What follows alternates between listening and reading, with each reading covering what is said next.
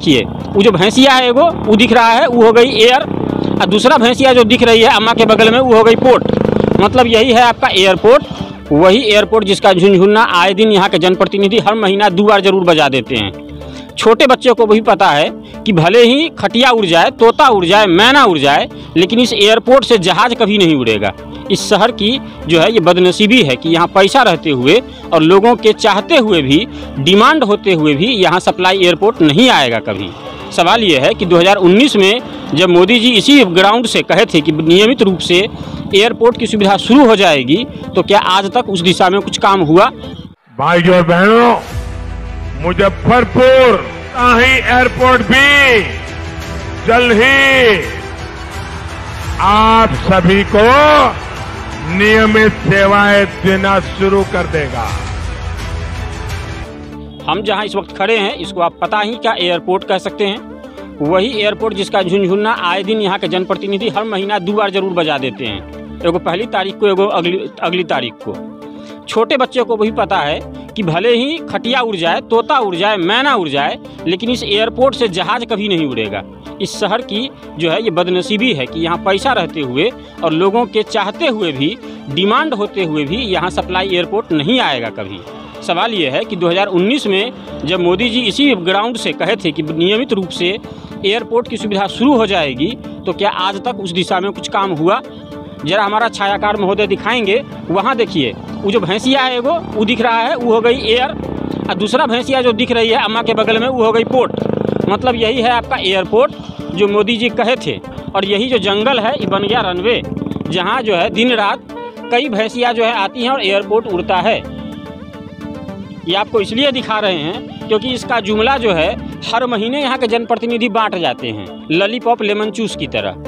यहाँ हमेशा ये चलता रहता है। मोदी जी के भाषण के बाद 475 एकड़ जमीन की डिमांड हुई राज्य सरकार ने, यहाँ के जनप्रतिनिधियों ने वो नहीं मुहैया कराया। लास्ट में बात आई कि भाई यहाँ पे हेलीकॉप्टर उड़ेगा। अब देखिएगा, हुरन खटोला में और एरोप्लेन में अंतर है। एरोप्लेन उड़ेगा तो सामान्य आदमी 8 से 10 हज़ार रुपया, 6 हज़ार रुपया बियर करके यहाँ से दिल्ली, मुंबई घूम सकता है। लेकिन अगर हेलीकॉप्टर होगा तो वो हमारे आपके पहुँच से बाहर की बात होगी। अब ये सारी बातें मैं क्यों कह रहा हूँ, इसका कंटेक्स्ट समझिएगा। शहर के एक व्यवसायी ने कहा है कि वहाँ एक एरोप्लेन बनेगा, उस एरोप्लेन में बैठ करके खाने की व्यवस्था होगी। मतलब महज बात यह है कि यहाँ के लोगों के पास कुव्वत था कि एरोप्लेन में बैठ सकें और वहाँ बैठ करके खाने का बिल दे सकें, और किसी व्यवसायी में कुव्वत थी कि वहाँ एरोप्लेन बना सके। तो दोनों काम कर दिया गया। लेकिन यहाँ के जनप्रतिनिधि की बात थी कि वो इस बात पर पहल करते और यहाँ से एरोप्लेन उड़ता, लेकिन यहाँ के जनप्रतिनिधि जो हैं वो अपने बात पे कायम नहीं रहते हैं, और इसीलिए यहाँ से एरोप्लेन नहीं उड़ सकता है। और यहाँ के लोग भी ये मान लिए। हालांकि उड़न खटोला भी कब उड़ेगा कुछ पता नहीं, सब एक जुमलाबाजी है जो बस दे देना है। हर बार जब चुनाव आता है तो एक नया घोषणा नए पैकेट के साथ होता है। पहले हुआ आदमी उड़ेगा, बाद में हुआ कार्गो एरोप्लेन बनेगा, फिर बाद में हुआ हेलीकॉप्टर बनेगा।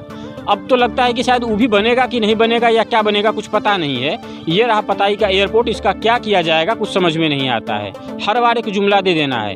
जब GDCA ने कहा कि 475 एकड़ ज़मीन फटाक से जो है राज्य सरकार उपलब्ध कराए और इस पर जो है आगे का काम शुरू होगा, तो शहर के सभी जनप्रतिनिधि, युवा जो समाज सेवी लोग थे, वो भी जो है वो पोस्टर शेयर करने लगे कि हमारे ही लेटर पर यह काम हुआ है। लेकिन जब ये नहीं बन रहा है तो अब इसकी जिम्मेदारी कौन लेगा?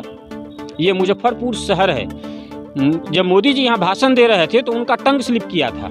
वो कह रहे थे कि हम इस मुजफ्फरपुर और वैशाली को मजबूर कर देंगे। आपने समझ लिया था कि वो मजबूत कहने की बात कह रहे हैं, टंग स्लिप हुआ है। लेकिन असलियत यही हुआ कि ये शहर मजबूर ही हुआ। इस शहर को बना दिया गया डंपिंग ग्राउंड। एक तरफ पटना विकसित हो गया, पीछे दरभंगा विकसित हो गया। इस शहर में न तो एम्स आया न ही एयरपोर्ट आया। आपका अंबेडकर यूनिवर्सिटी का स्थिति खराब है। आपसे बढ़िया सेशन दे रहा है LNMU, ललित नारायण मिथिला यूनिवर्सिटी, यानी यहाँ से शिक्षा का भी स्तर खराब हो गया।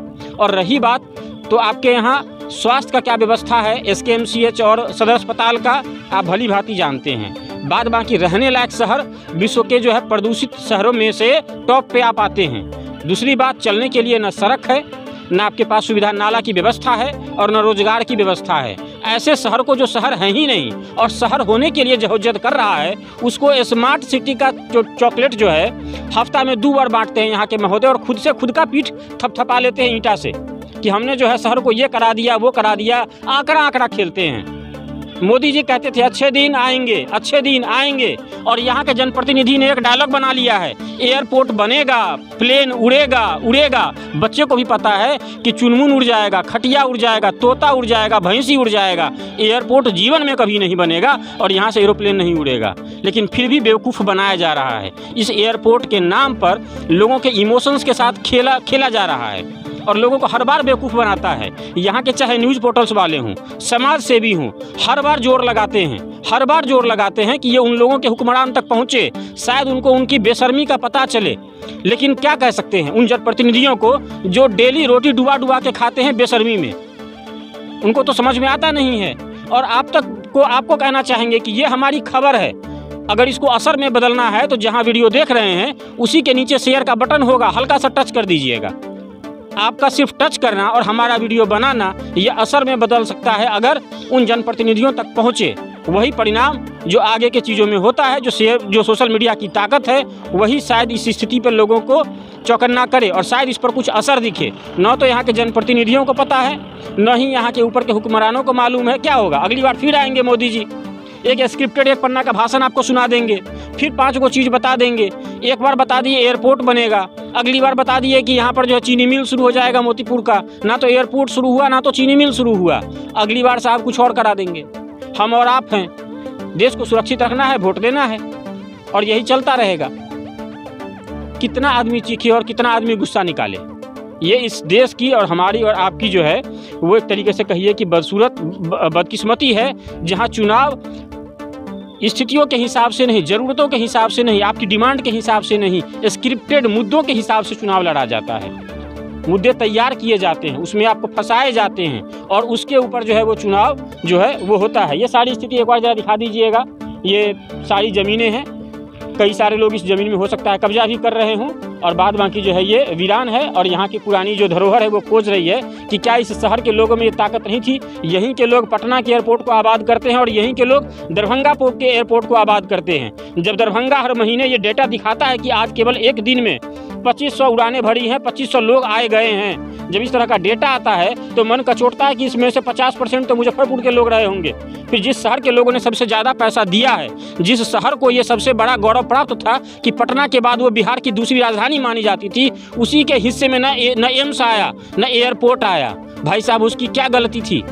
उसकी गलती यही थी कि उसके लोगों ने एक निकम्मे जनप्रतिनिधि को चुना है। अब वो जनप्रतिनिधि किसी भी पार्टी का हो सकता है और कोई भी हो सकता है, अन्यथा ना ले। बहुत बहुत धन्यवाद। आप मुजफ्फरपुर नाउ देख रहे थे। मैं नीरज, कैमरे के पीछे सहयोगी हैं।